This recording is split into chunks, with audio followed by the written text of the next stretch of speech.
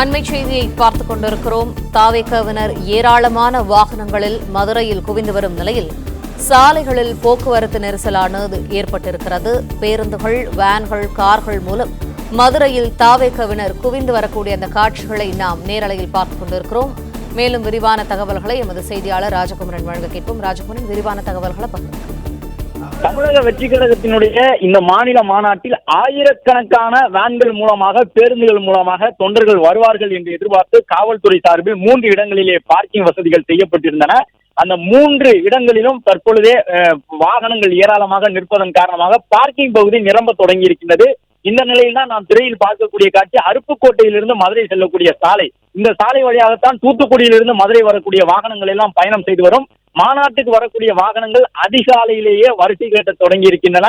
காலை 10 மணிக்கு உள்ளாகவே நீண்ட வரிசையில் வாகனங்கள் நிற்கக்கூடிய விதமாக 8 மணிக்கு எடுக்கக்கூடிய அந்த காட்சிகளிலேயே ஏராளமான வாகனங்கள் வரிசை கட்டி நிற்கின்றன. பிளே ஸ்டோர் மற்றும் ஆப் ஸ்டோரில் இருந்து பாலிமர் செயலியை QR கோடு மூலம் பதிவிறக்கம் செய்யுங்கள். செய்திகளை உடனுக்குடன் பெறுங்கள்.